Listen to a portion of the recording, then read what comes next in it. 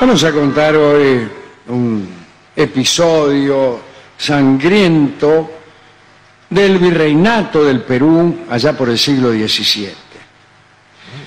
En ese entonces la situación social se diferenciaba bastante de la del siglo anterior, del siglo XVI. Al cumplir los primeros 100 años, el virreinato estaba dominado por las familias de los españoles europeos y los españoles nacidos en América, llamados criollos. Bueno, estos eran los que ocupaban las funciones públicas en las audiencias y en el cabildo, o a veces eran mercadores no, mejor mercaderes, pero es que mercaban, claro, no está tan mal. O hacendados, en fin. Los nietos y bisnietos de los españoles que llegaron originalmente, aunque todavía poseían gran fortuna, añoraban el orgullo de lo que fuera la grandeza y riqueza de sus antepasados. Las poblaciones no eran muy grandes, los pueblos tampoco, quiero decir, las poblaciones en tanto que pueblo, las poblaciones en tanto que número de habitantes no eran grandes. Las mayores tenían alrededor de 15.000 personas. Allí sí podía encontrar uno abogados, oidores, regidores, comerciantes, religiosos, artesanos, mercachifles, verduleros, indios, cargadores, aguateros y esclavos. Bueno, estos foros urbanos estaban influidos por el clero, pero también y en gran medida por la vida amorosa. ¿Qué otra cosa? Era el tema principal, ¿no? Las pasiones y los amoríos tenían a todos muy atentos, muy concentrados. Las cúpulas de la sociedad las formaban el presidente de la audiencia y el arzobispo, quienes no siempre se encontraban relacionados armoniosamente. En Potosí, que era el centro principal de la economía y desde luego la mayor fuente de ingresos de la corona española, las peleas continuas entre gentes de distintas regiones, ¿no? Vascongados, andaluces, extremeños, manchegos, vizcaínos, castellanos. Bueno, todos estos españoles en busca de poder y riqueza, estas peleas contribuían a levantar los ánimos ya de por sí exaltados de sus habitantes. En este marco nació en Potosí Magdalena Tellez, que era hija de padres distinguidos y de fortuna, y había sido dotada de una enorme belleza, tanto que se decía que entre las jóvenes de su tiempo brillaba como el sol entre las estrellas. Era orgullosa y soberbia. Perfecto. Se comportaba con una indomable fiereza. El cronista Bartolomé Arzán de Ursúa dijo que esta chica tenía tal carácter porque de niña había sido amamantada por una india chiriguana. ¿Saben? Los chiriguanos, indios muy hostiles. Feroces guerreros. Sí, algunos decían que eran caníbales, pero eran embelecos para... para agrandar, sí, claro. La confrontación. Pero... Bueno, dicen que el primer matrimonio de Magdalena duró muy poco. Su primer marido fue don Juan Lascano. Eso es todo lo que se sabe. En segundas nupcias se unió a un caballero noble, apacible y de angelical condición, llamado don Alonso de Escobar. Según el historiador Roberto Calvo Querejazu, por razones que se ignoran, este hombre, Alonso de Escobar, aparecía por las mañanas durmiendo en el balcón de la habitación matrimonial. Parece que doña Magdalena castigaba a su marido de esa manera, y también lo castigaba en público. Cada vez que el marido abría la boca, lo callaba a gritos. Y respecto a las noches en el balcón, hay que decir que el clima gélido de Potosí condujo a don Alonso a una pulmonía que lo hizo fallecer muy joven.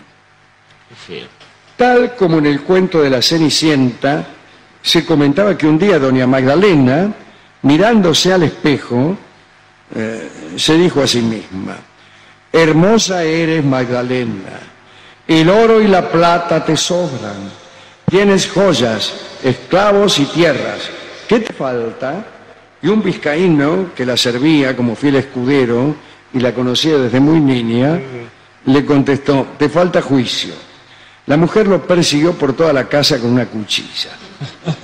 Un día jueves de Semana Santa del año 1660, tuvo Magdalena un fuerte cambio de palabras con doña Ana de Robles de Sanz de Baeza, porque muy subordinada, ¿no? Muy llena le faltan, bueno, le sobran algunos. Ana de Robles de Sanz de Baeza. No, pues está bien, ¿eh? Pues son dos Sí, títulos, sí, claro, sí, claro, sí, desde luego, claro, sí. Bueno, puede ser la señora Ana de Robles, que se casa con el señor San de Baeza. Ya Y lo ahí tenemos queda redondo enterita. sin necesidad de más de un complicación. lugar claro. Bueno, la discusión fue porque se disputaban un asiento en la iglesia. ¿Cómo son, eh? Bueno, cuando Magdalena estaba insultando a viva voz a doña Ana, fue escuchada por el marido de esta, ¿De cuál? Ah. que ¿cómo se llamaba? Don Juan Sáenz de Baeza, ¿Te lo vio? como ya habíamos anticipado. Si a mí me sonaba el de Y pueblo. parece que el tal Sáenz de Baeza le metió una bofetada No, a Magdalena. a Magdalena. El escándalo, bueno, fue tranquilizado por los sacerdotes que intervinieron antes de que el incidente pasara a mayores. Bueno, si bien los ánimos se calmaron, Magdalena en sus pensamientos condenó a muerte a Sáenz de Baeza, Bien hecho. pero no sabía cómo matarlo. Claro. Entonces pidió a sus hermanos que se encargaran del crimen, pero ellos se negaron a hacerlo. Entonces empezó a salir de noche vestida de hombre, armada de espada y con un palo, buscando a su enemigo, pero no encontraba oportunidad para hacerlo. Entonces fue cuando aceptó los avances amorosos del noble vascongado don Pedro de Urruchúa. Para casarse con él le impuso la condición de que matase a quien tanto odiaba. Qué bueno. Bueno, este hombre, don Pedro de Urruchúa, fue esquivando el bulto, fue Claro. eludiendo el cumplimiento de aquella solicitud. Bueno, y ella se enfureció, se enojó, Bien, sí. ahora con el marido. Y un día que don Pedrito salió a cazar con perros y halcones, ella se quedó en la casa donde vivían, planeando su asesinato en compañía de 2 esclavas. Al anochecer llegó el marido cansado, morfó un poco y se acostó. Ella simuló que rezaba en el pequeño oratorio del dormitorio y cuando vio que el marido dormía, llamó a las esclavas y entre las 3 lo liquidaron a cuchillada. Chao. Qué bárbaro. Bueno, después ella dijo que el capataz Lucas de Campos, que lo llamara. Le dijo a las esclavas: llamen al capataz. Sí, al capataz. capatazo. Vino Lucas de Campos y le dijo: mirá, vamos a ocultar este cadáver y vamos a simular un accidente. Y el capataz dice: no, yo no voy a hacer esto. Y en un descuido el capataz rajó al galope a Potosí y le contó toda la policía. Bueno, al rato cayó la policía. Bueno, ya en la cárcel alguien la previno de que los hermanos están planeando una fuga. Con otros crímenes te van a liberar, estate atenta. Pero Magdalena dijo que la dejaran en paz. No quiso que la rescataran. El proceso debía realizarse en la audiencia de Charcas, por lo cual ella fue sacada de la cárcel potosina, la montaron en una mula y recorrieron 30 leguas que implicaban varios días de viaje.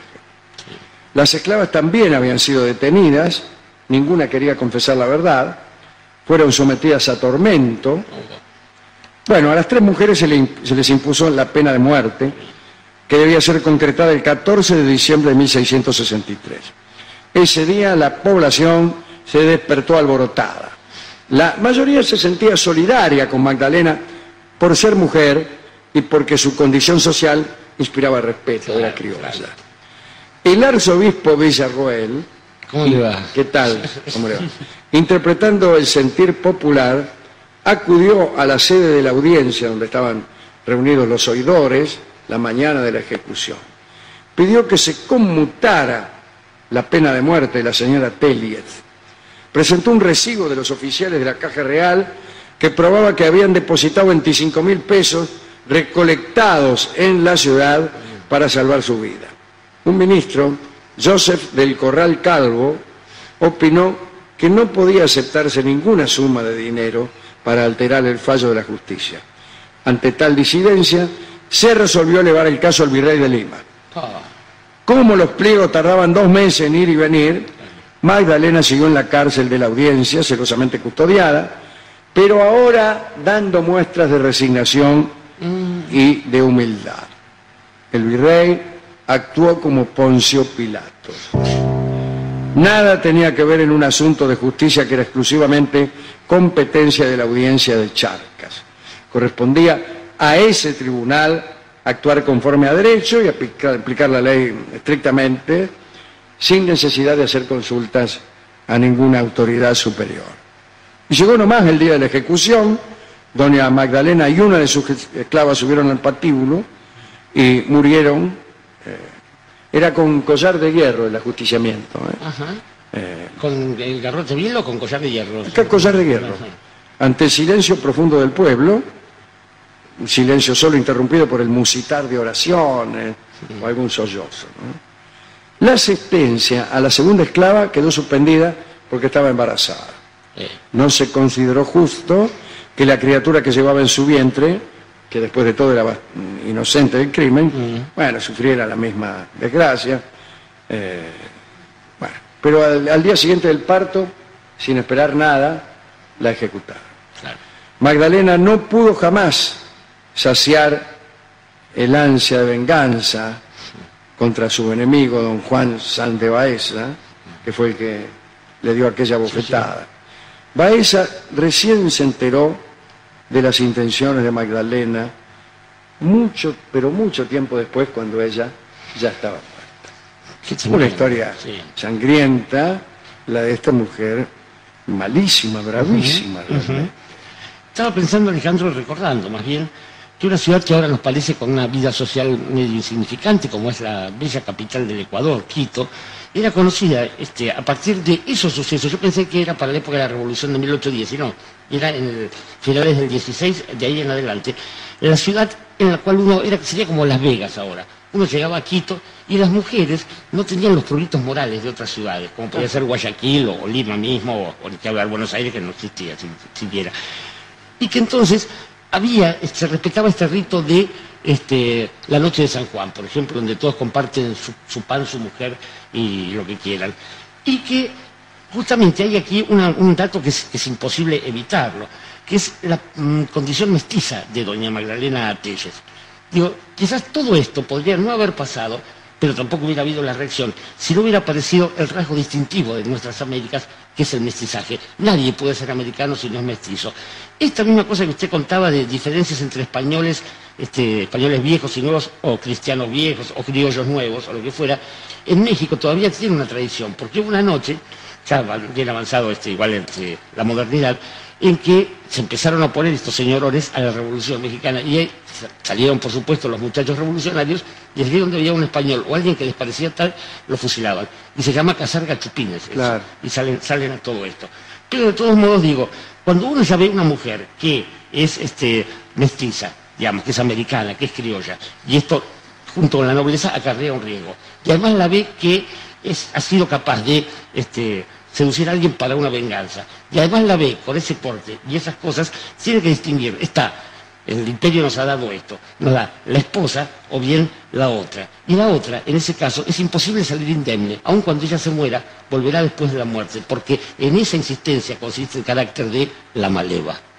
La maleva es un tango compuesto para esta ocasión por Mario Pardo, así que vamos a escucharlo en la estupenda versión de Aníbal Troilo y Roberto Grela.